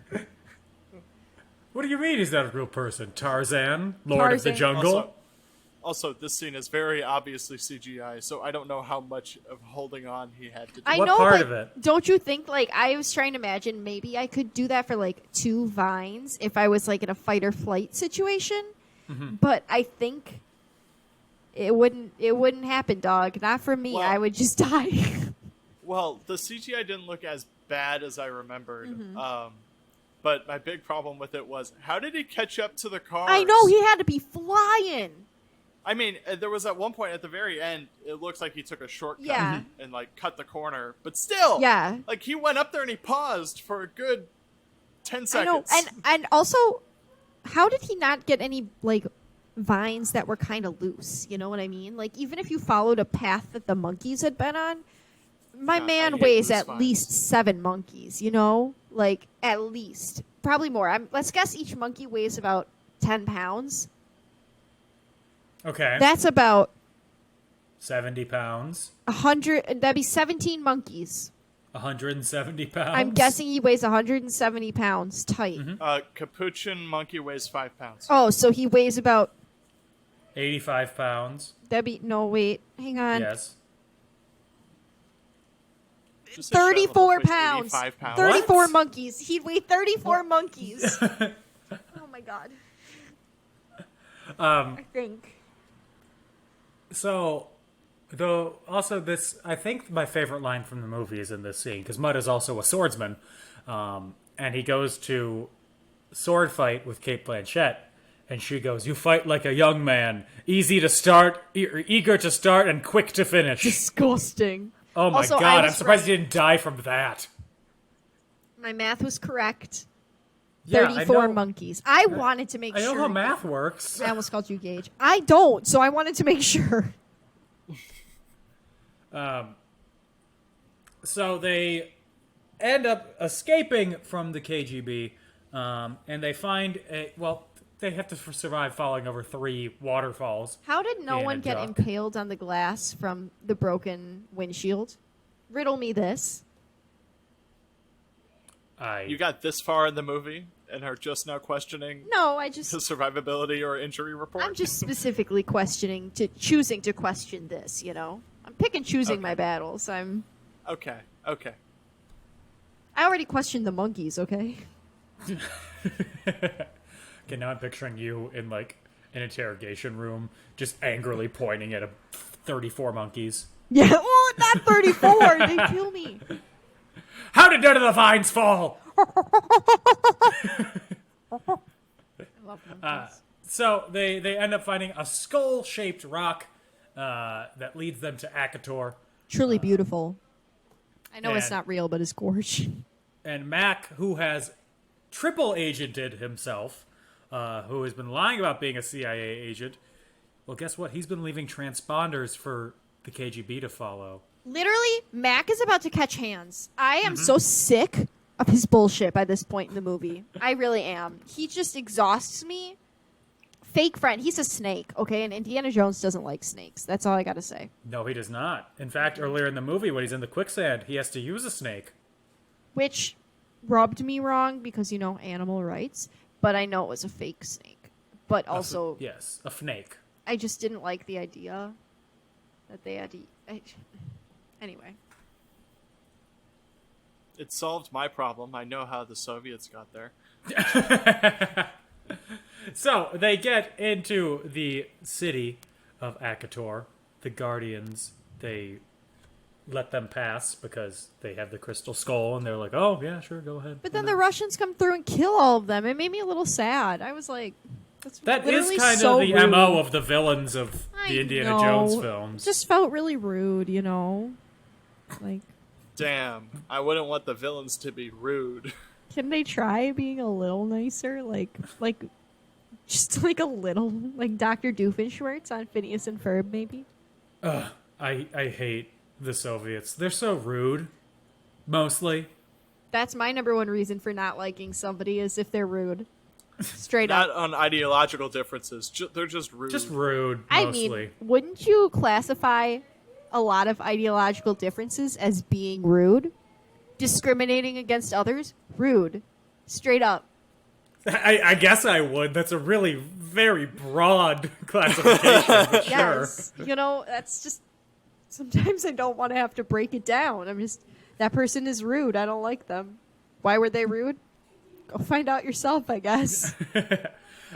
So when they find out that the aliens' temple... the temple. We don't know they're aliens yet. But, Spoilers, Dan. Spoilers. yeah, who could have guessed? The temple is filled with artifacts because whoever these people are, they're archaeologists studying the cultures of Earth. Like Which is me pretty cool, in my TBH. Anthropology 1 class. Goodbye. They enter a chamber where they find 13 crystal skeletons, and one of them is missing its skull. Don't you hate when that happens? They put the skull on top of the skeleton, which Spalko, Cate Blanchett, does, because she has shown up again. She really makes it all about her. She does. She really does. So she puts the skull on top of the skeleton, and the room starts spinning. Somebody had too many vodkas. Whoa. Whoa! Me after one vodka. You after half a beer from the Buffalo Wild Wings. Stop! That was one time, and it was a big glass. Dang, nabbit. The aliens telepathically offer a reward to the group, and Oxley is able to communicate with them through his mind's eye or whatever. I got it. That was funny. Thank you. That was a Scott Pilgrim reference. Goodbye. Cate Blanchett's like, I want to know everything. Which, first off, this seems like a genie sort of situation where you got to be very specific with your guidelines, but they're I also okay. feel like the classic trope, like, I feel like, I can't remember where I heard this, but there's some other movie, story, maybe it's multiple, who knows, maybe it's this movie I'm thinking of, where they're like, you can't know everything because it's literally too much for the human brain. Oh, Did that's she just not a trope. know that? Did she? Yeah. It's just a trope. Okay, thank you. Did she not know that her brain and her eyes will literally explode, ma'am? Can't you say, like, I want to know everything about dogs? I do. That's what I would ask for. Aliens, they start giving her an overwhelming amount of knowledge through some weird beam that goes in her eyes and mouth. Which Scary. She's getting LASIK from the aliens. Which makes her dissolve into dust and fly up into the sky through a portal into the aliens' dimensions. Oh, and you mentioned John Hurt starts acting like normal again. Yeah, you know, Yeah. that's all it takes. Did you mention that and I just missed it? Am I dumb? No, I didn't Oh, mention thank it. God. I think it's a little sad that he has exactly one line as a normal person. Yeah. Also, can I And just it's say... also weird that that line is, I was the Elephant Man. It made me really sad to see his character for a lot of this movie. Like, I know that's the point, but it just made me, like, uncomfortably sad. Mostly because, and I don't mean to, like, be serious or anything, it just reminds me of, like, the effects that mental illness can have as you get older, and, like, specifically, like, dementia and things like that, and that's just kind of what it reminded me of, and it made me depressed. So I just wanted to touch on that. I don't know what I wanted to touch on based on that. I just wanted to bring it up that was an emotion I had that I probably didn't have the first time I watched this movie in 2007. You know, I thought he was just a kooky old man. I wish, Dan. I Can we didn't trade think any brains deeper for than that? Can we trade for that? Because it made me sad. So the good guys escape, and Mac and the Soviets get sucked up into the aliens' dimension because Mac tried to steal treasure. This is the only appearance of the whip the whole movie, isn't it? Mm-hmm. Yeah. Literally. Except for the very beginning when he takes it back from the Soviet. Oh, right? yeah. But this is like the only time he uses it for The only whatever use reason. of the whip, yeah. No, he swung from the rafters in Area 51. Oh, Okay, you're calm right, down. you're right. God forbid. So I apologize for the kitchen noises happening behind me now. Wow, but- how dare you clank in your own kitchen. I've seen a film with that title once. Clank in your own kitchen? Is this Yeah. another porn joke? So, the city crumbles as the gang watch from atop a hill as a flying saucer rises and departs for another dimension, and then the waters of the Amazon River flood the takeoff spot, leaving no trace behind. I gotta ask, Tom, what did you think of this Yeah. scene? I know you had commented on the effects in this movie. Opinions? I mean, obviously, it's gonna look fake. It's literally an alien spaceship.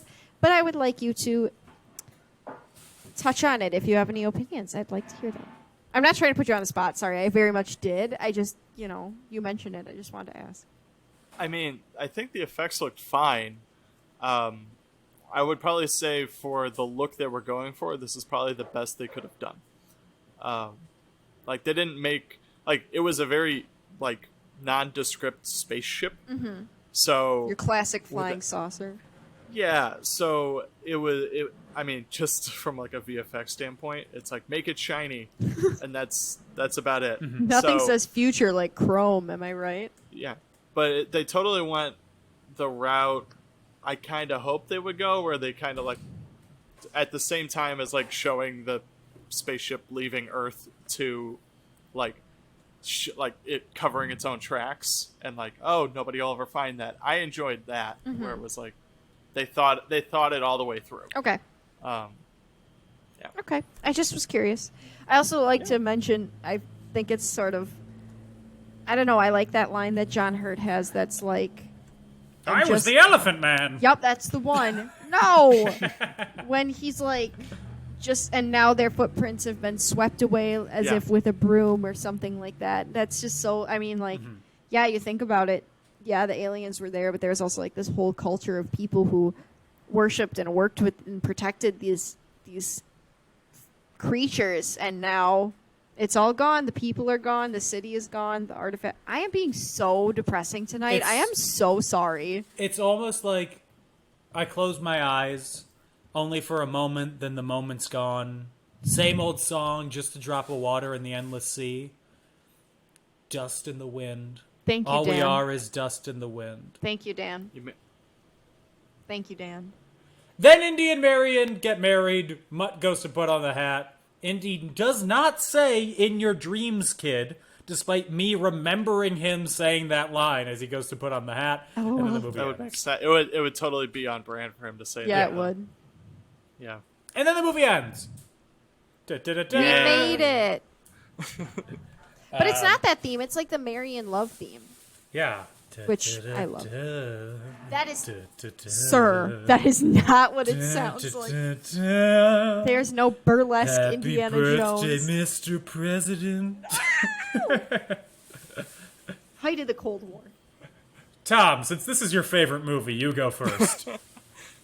About The film, thoughts. just how it was. Yeah, you know, anything. It's Anything. the tea, Tom. So I think I liked it about the same as I expected to like it.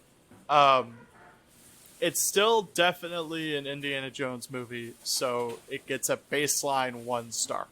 Okay. I think I gave it 1.5 stars on Letterboxd. Just because it felt like it. I mean, it was just a movie that felt like a cash grab the entire time. So just because it had that hanging over it, I just basically couldn't enjoy myself the entire time. I think it would have been different if this was like the 6th or 7th Indiana Jones movie, and they had been making them in the next, in that 20-year span between the Last Crusade and this movie. I think I might have liked it better because we would have seen that evolution. Mm-hmm. But it was just like the whole thing was like, oh, now they're doing this because like everything they were doing was because of like, oh, we tried it before in a previous movie, we're just gonna throw it here because we can. It felt very much kind of like recycled parts just put together in a movie. Okay. And again, with all of like the tiny little plot point things where it's like, how did they know where the gravesite? I don't know. Sorry. Is Sorry. that If you Poppy? could hear that, that's Poppy. She's Poppy. yowling. I 'cause thought Anna that just was a walked baby, outside. a human baby at first. I was like, Dan, congratulations. Poppy's agreeing with me. Yeah, she Poppy's is. like, preach, Tom. Anna, the reason there were... Sorry to No, you're distract from fine. your point, Tom. I completely get what you're saying. But Anna came back and then left for a second, and then Poppy watched her leave and just started going, "Meow!" She said, mother, return immediately. Yeah. Well, I mean, you left her for like 10 days. 10 days. Oh. It's like she's just worried you're gonna leave again. Oh my little gosh, she's been so Poppy. happy that we are around. Yeah. Oh, she missed you so much. Oh, I love animals. I'm going to cry. Well, Anna Mole, tell me your thoughts on this movie. Well, I already told you a little bit, not to be cheesy again, but, like, I want to like this movie more because I do have good memories of, like, the only other time I ever saw it was, like, such a fun weird experience for me. I love fire alarms. It was the power went Power out, outage. Daniel. Sorry. I was thinking of a time where I was at a movie and the fire alarm went off. See, we all have had a kooky movie experience, am I right? Mine was fireworks outside that we thought were gunshots. Oh, that's not kooky. No, That's not a little kooky. scary. No. That's not kooky. Yeah, no, I like it. I definitely think there are parts of it that like I really enjoyed when I was in 7th grade. I thought this was the coolest movie on the face of the earth. Mm-hmm. Tom, when I was in 7th grade, you would have been like, yikes, okay? I wore a necklace that had David Archuleta's face on it every single day of my life. Yikes! And I also Yeah. had long straight hair, middle part. Just I was ugly. I was weird. That part was so clear in your microphone. Good. I want the world to know that I've bloomed. I've blossomed. Wow. Or else Like an onion from Outback Steakhouse. Amen. She has bloomed. Oh my god, I'm nothing if not a bloomin' onion. Anyway, Wow. no, there are parts of this movie that I really enjoy. I like, for once in Yeah. my life, the action parts of this movie are actually really fun. Yeah. I love all the parts, like I said, like with Shia LaBeouf on his motorcycle, when they're sliding, and there's like so many cinematic shots that I just remember from like the trailers and stuff, and how hyped this movie was when it came out. Because they're like, oh, Indiana Jones, there hasn't been one in so long, whoa! But it misses the mark on some things, i.e., why did they choose aliens? They could have chosen Right. like the True Cross, Noah's Ark. These are all Catholic things, but it seems like so many of these mystical artifacts are related to religion. I'm sure there are things in other religions that people could be looking for as well. Mm-hmm. I don't think it had to be aliens. I think with a little bit of digging, we could have gone looking for something else that's fact or myth, exists somewhere, yeah. you know. Like in the other movies, the quote-unquote power of God part was a lot more mundane than this. Like, just besides Raiders melting people's faces off. Yeah. Very mundane. I see it every day. Yeah. Yeah. Faces melting, boring. This was just a touch too far in the supernatural. Yeah. And it also didn't have like the historical context that the Holy Grail or the Ark of the Covenant, or even like that the stones in Temple of Doom, where it's like that was kind of like, all right, that's just a religious artifact that the mainstream media doesn't know Exactly. about. Like, it doesn't have to be about Christianity. It can be something from a made-up religion. It can be something from a real religion. It can be looking for the 10 Commandments. It can be, like there's loads of things that I think could have been a fun adventure to go on. They already found the 10 Commandments in the Ark of the Covenant. Oh, they you're were right. sand. Might be. That was the whole point of the Ark of the Covenant. It's been 4 weeks. Please cut me some slack. It's been a whole ass month. So part of their reasoning for why they went with aliens instead of another biblical or something like that, MacGuffin, I'll guess, is because for the first 3 they were trying to emulate the style of the 30s film reel kind of serial sort of swashbuckling stuff, and then this one they were going for a 50s kind of alien sort of thing, which is to their detriment because the 30s swashbuckling stuff has aged far better than the 50s I saw an alien eat my girlfriend's face films. Right. Yeah, I would Right. definitely agree with you. I think those 30s hunting for artifacts, Indiana Jones, it's timeless compared to like the things that are going on, save for the fact that his enemy is the Nazis. Those are stories that could be told today. Yeah. Yeah, and the swashbuckling part of it is like that's the perfect word to describe the first 3 movies, and that's exactly why they did well. Yeah. I feel like this movie just did well because it was an Indiana Jones movie. And it had so many big names in it. And it had so many big names in it. Yeah, it was... And Neil Flynn. Yup, that's the one. That's the only name starring Neil Flynn. To this movie's credit, before you see everything you see before you see it, they did correctly. They brought back the original cast. They brought back the original crew. Steven Spielberg directed it. John Williams did the score. Like, they did all the steps correctly, and then they brought aliens into it. Mm-hmm. Like, I'm even fine with switching to the Soviets. Like, that's obviously the quote-unquote updated Nazis. Mm-hmm. Yeah, if they're going to keep Harrison Ford, they need to move the time period.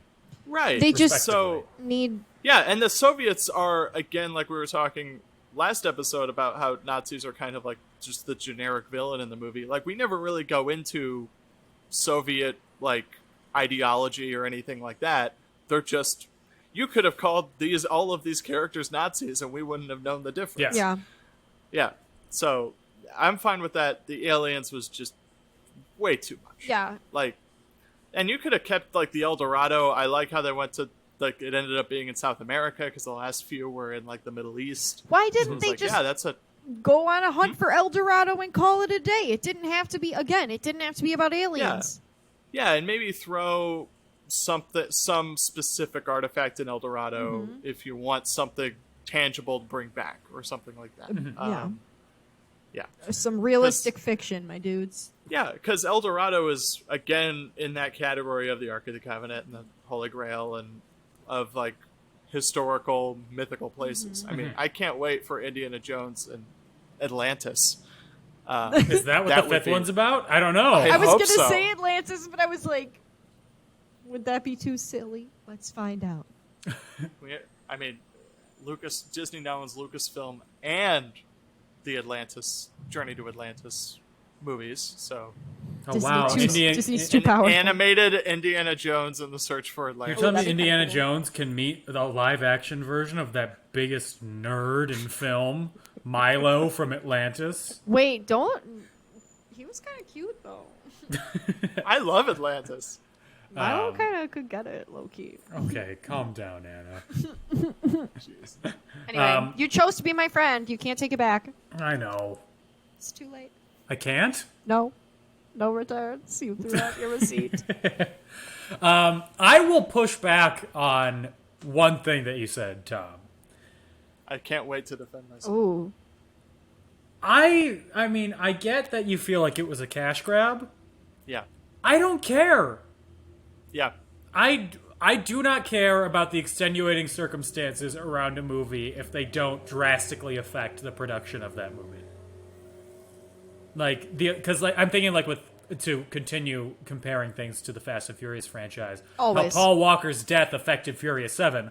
You have to know that going into it and seeing how it affects it both externally and internally in the plot. With this, whether or not it was a cash grab, I'm just going in cared about the movie. I don't have anything. I have no ill will against a cash grab. People, make your money. Get that bread. Yeah, get that bread. All right. My rebuttal, cash grab was probably the wrong word. Indy and Marion both feel like they're cameos in this movie, and that everything that's sort of Indy-like feels like a callback or like an homage to the original movies. And the things that are original to this movie just don't feel substantial enough to hold on their own. Okay. So it's kind of like I said cash grab because that's kind of all of the stereotypical parts of like a cash grab where it's like, oh, we're gonna throw Harrison Ford in this because we can, and you're gonna go see it because Indy's back. Mm-hmm. Like, yeah, but it's mainly because just the roles in this and the plot. It wasn't as deep as a normal Indy movie. Okay, and hold on. None of the Indiana Jones movies are deep. Wow. Hot take. They do not go any deep. What is the depth in Raiders of the Lost Ark? The Nazis are bad? That's what's the Mariana's depth in Temple Trench. of Doom? Women are bad? Wait just a gosh dang second. No. Maybe it's like they just spend more time, like the pacing in the first three is slower, where they spend more time working things out the plot. Like, it feels like a lot more happens in this movie.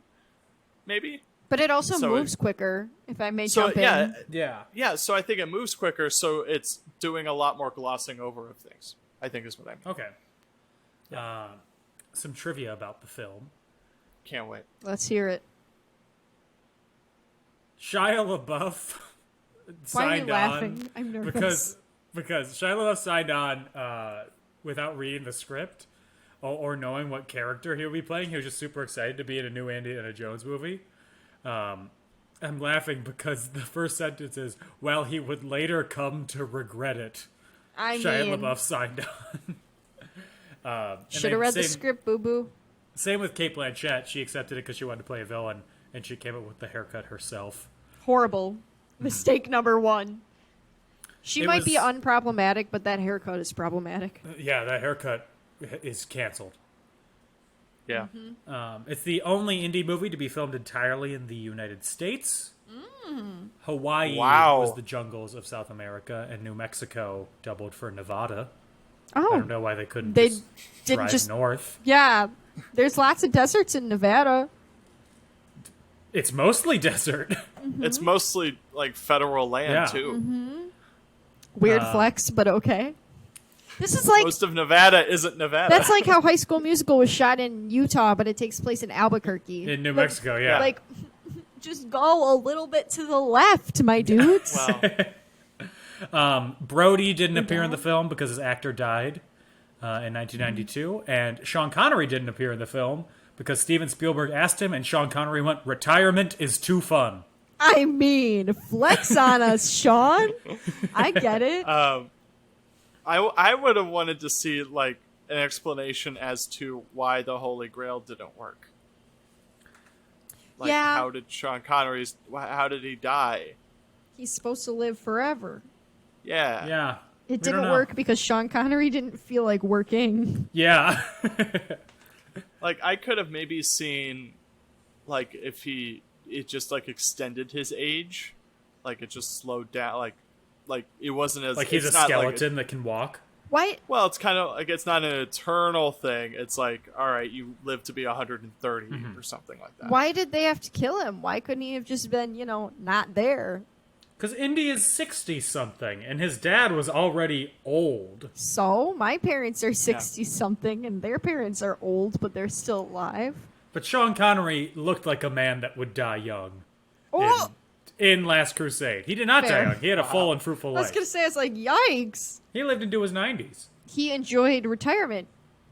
Apparently. Very much. Retirement is too fun. fun. Mood.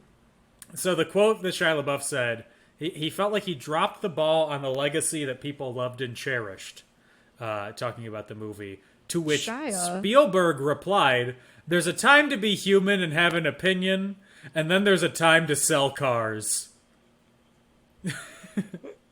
What does that sums mean? That sums up exactly why I'm not a fan of this movie. Literally, I... Like, hold off on giving your thoughts until the DVD release is Oh done, my Shia. God. Right. Spielberg Like- really just said, I'm trying to pad this pocket. I want to go on vacation. I'm trying to hit that Yeah. 7 billion mark. He was at 6 then. Yeah. Steven, please. Yeah. You have so many good films, so many good franchises. Please.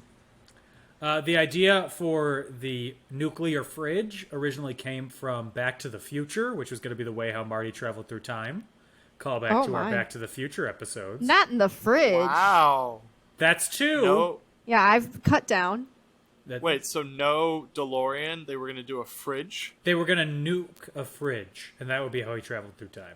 Can you imagine? Wow. That's a lot of collateral damage just to travel Right? through time. So, some things that could have happened in the movie. Scarlett Johansson, Natalie Portman, Gemma Arterton, Michelle Yeoh, and Virginia Madsen were all considered for Spalko. Oh, Before Cate ScarJo Blanchett. would have been interesting. I mean, she already ScarJo would've been plays good. a Russian person. It is me, Black Widow. Yep, that's the one. John Rhys Natasha. Davies opted out of appearing as a cameo of Sala in The Wedding because he didn't feel like it was a big enough role Dan. for the character. Please address him by his correct name. Sorry, Gimli. Thank you. I don't know if. I guess they would be good enough friends. Yeah. I think they'd be good friends, but he'd have to travel internationally. That's expensive. Yeah, that's like I don't like. He always seems to be a good friend. That's just like if you're in the neighborhood. Yeah. Yeah, kind of and thing. I also feel like I don't know much about communication in the 50s, but I feel like it'd be hard to get like your invitation out, and like it's not like you can just like Facebook message them, "Hey, I'm engaged. I'll send you an baby. evite," because it's impossible to get a letter to you in time. Yeah. Please respond to my not website. I think he's on the list of people where you send them a wedding invite, fully understanding they're not showing. Yeah, just to like announce, "Hey, married." Hey, we got married. And also it's Marion and Indy, so I'm sure they just decided, hey, we're gonna go to the church on this day and get married. Yeah, it looked pretty intimate, you know. Yeah. So in one of the original treatments, Indy had a daughter instead of a son, which lines up with the show The Young Indiana Jones Chronicles, where Indy has a daughter instead of a son. But they only show that in like the modern day scenes in that, where he's telling the stories to his daughter. But he's a crotchety old 90-something-year-old man, and in every subsequent release, they've cut those scenes out completely. Love that. So It's still canon. So it's not canon, according to George Lucas. It is all cut out. Sons only. Wow. No women allowed. No women. Girls have cooties. Following the Temple of Doom message. No women. Yup. There's literally a sign that saying no girls allowed except mom on the Temple of Doom DVD. I swear to God. And then, lastly, Frank Darabont wrote a draft of the script. It was called Indiana Jones and the City of Gods, which is where the aliens and nuking the fridge scene came from, but Mutt was not in the film. That's a better title. Yeah. Yeah, I like that a lot, but I think it's too close to City of God, the Nicolas Cage movie. Or City of Angels, City of God? I don't think it's in whichever City of one God. has Iris by the Goo Goo Dolls. God, every movie should have Iris by the But it was my written God. for a movie. Yeah, no. That I don't like the title of this movie, and I don't think it fits with the other titles of the other movies. I also think it's silly because there's not really a kingdom. Right. I don't know. That might be too literal, but still. Like, is the Kingdom of the Crystal Skull just El Dorado? Because I would have rather had Indiana Jones goes to El Dorado. Every time somebody says the word El Dorado, I start singing the Elton John written theme song for the El Dorado movie from DreamWorks. That might be why they didn't go to El Dorado. Because they already did that in a different DreamWorks movie. El Dorado. I mean, well, this is... Technically, this isn't DreamWorks, but it's still Spielberg. Yeah, it's still Spielberg. So, now it's time for my questions. I have 3 this time. Ooh. I was wrong last time, but I have 3 this time. Okay. Anna, would this movie be better, worse, or the same with Jonathan Taylor Thomas as Spalko? Spalko! Sorry, fine, as Mutt. I think this role was written for Shia. I'm going to say it. I don't think there's room for JTT in this film. Shame. That's a shame. I know. I think it would work. I'd love to see him with his 2 little white puffy dogs that he has now on the motorcycle. I would really, truly love to witness that. Let's make it happen. That's all I have to say. I'll call him up. We thought we saw him when we were driving in L.A. If you it was just ever... a man in a Jeep Renegade. Listen to me. If you ever meet him, you need to call me immediately. FaceTime. Okay. I don't give a crap how Sure. you get to me. How am I gonna... Why would I meet him? I don't know. What if you do? What if you're at the grocery store and he's also picking up some vegan groceries, and you're there picking up regular groceries, and you both reach for the broccoli, and your hands brush, and you look lovingly into each other's eyes, and you call me immediately. While I'm still looking into his eyes. Yeah, while you're holding hands, you go, "Hey, hang on one second. You know who would really appreciate this intimate moment we're having? My friend Anna." Tom, would this movie be better, worse, or the same with... Who's the actor? Who's your favorite actor? Tom Hanks. Oh my Tom God, Hanks. Dan. I'm sorry, I was thinking Ben Platt. That was Mark. I know. Better, worse, or the same. However, I was thinking today, should I have said Pierce Brosnan at the first during Raiders but I'm like, Tom Hanks is still. Tom Hanks is Indiana Jones. Oh, worse. Yeah. Significantly worse. Yeah. It would be Robert especially Langdon. this movie. Again. Especially this movie. Yeah. And there's no other character for him to fill in except for Slughorn. Yeah. He's just not gritty enough. He's too Tom, too Hanksy. Yeah. And then better, worse, or the same with Jimmy Stewart as the aliens. Better. As all the aliens, 13 Tom Hankses just talking to you. It's 13 Jimmy Stewart's talking to me, baby. Oh God. It's Jimmy Stewart speaking Mayan as an alien. Wah. Wah. He's just not closing his mouth. Wah. It's too much. Please, it's too much. Second question. On a scale of 1 to 5 daddy-os, what do you give this movie, Tom? Oh my God. 1.5 daddy-os. Anna? 2 for the memories. 2 for the memories. I can't believe this. I'm giving it 3 stars. 3 daddy-os. I'm giving it daddy-o, daddy-o, daddy-o. I think this is just as good as Temple of Doom. Okay, hot take. In fact, I enjoyed it slightly more than Temple of Doom. Hanging out with old friends. Vibin'. Okay. Vibin'. I can see that. Hanging out with old friends is a good way of describing it. Yeah. I think if they made it similarly, but like 2 or 3 years after Last Crusade, I'm sure that would give me another star. Mm-hmm. Like, younger Indy, still just like continuing the story. Yeah. And then my last question, I know the answer to this. Out of the 4 movies, which one's the best? It's Raiders. Yeah, the first one. It's Raiders. It's completely Raiders. No contest. Raiders is a 5-star movie. It's a classic. What's the second best? Probably Last Crusade. Last Crusade. Last Crusade. And then Third this. And then Crystal Skull. I'm not choosing Temple of Doom or Crystal Skull. They sit equally for the memes.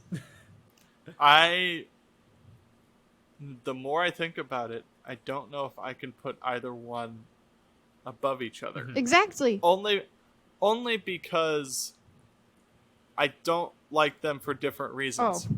Well, we're on different pages here. Like Crystal Skull, despite how much I don't like it, is still very much an Indiana Jones movie. It hits all of the tropes. Mm-hmm. It has it brings back the characters. It does everything that I asked Temple of Doom to do.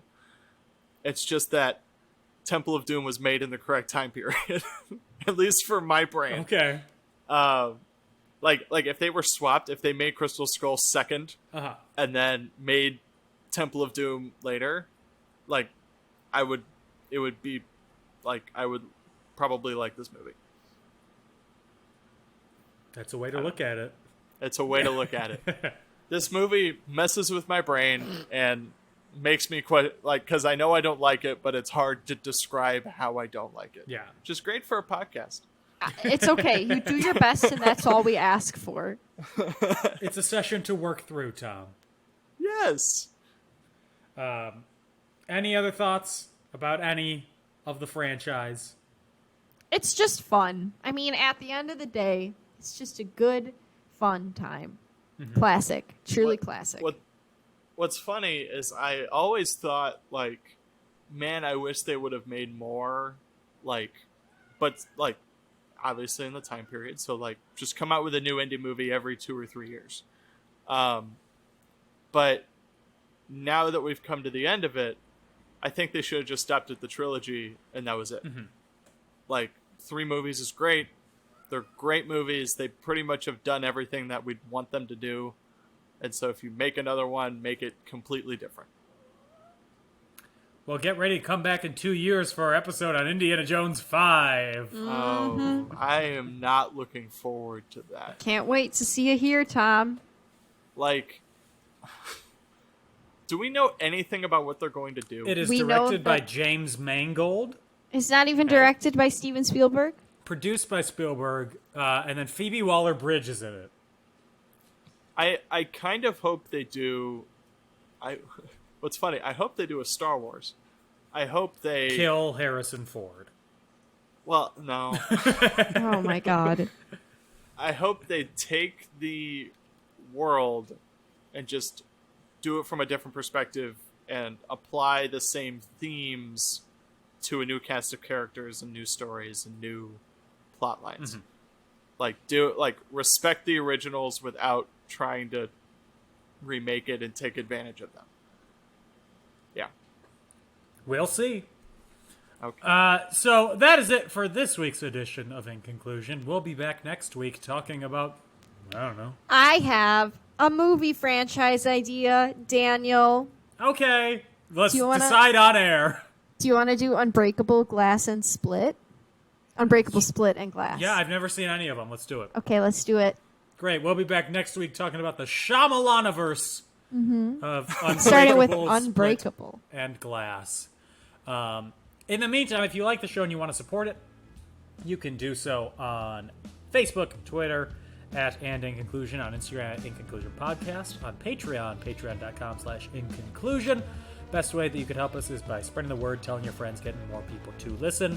If you want to find me, I am on Twitter @DanO'Keefe86, and I have a blog at dan-o'keefe.com/blog. Tom, thank you for being our guest these past 4 weeks. It's been wonderful having you on. Having me. Thanks, Of course, Tom. having me. Where can people find you if they would like to hear or see more of you? Well, you can see both Dan and I on Wednesdays at 9/8 Central at fastfactslive.com. What? To trivia. Yeah. What? You can? People can see that? Yeah. If you like Dan's voice and want to see what the voice is connected to, you can be disappointed every Wednesday. Free trivia, it's great. Then the rest of my stuff's at tomhillmeyer.com or at Tom Hillmeyer Photos on Instagram, or basically just Google my name and I'm the first 3 pages of Google. Look at him. I'm Really boosting that envious. SEO. Yeah. And then lastly, Anna, where can they find you? Well, if you Google my name, you'll get an experimental German band, so don't Google me. Kraftwerk presents Anna Otto. I wish I was kidding. Their music is unnerving. Anyway, you can find me on Instagram at AutomusPrime818. You can see my face there if you want. Or you can find me on Twitter at AutobotsRollOut, capital O for Auto, capital B for Bots, capital R for Roll, and the O in Roll and the O in Out are zeros. I dropped a dank tweet today, first time in several weeks. I don't know when the next one will be, so keep your little eyes peeled, friends. It's like an event tweet. We will be back next week talking about Unbreakable, as we just decided on. Have you seen that movie, Dan? No, I haven't. I've only seen half of The Sixth Sense and all of The Happening. Those are the only Shyamalan movies I've seen. Okay. Which half? The middle. That's not, sir. Well, you're halfway there. This one also has Bruce Willis in it. Beautiful. In the meantime, everybody stay safe, have fun, and get vaccinated. Bye-bye. Bye.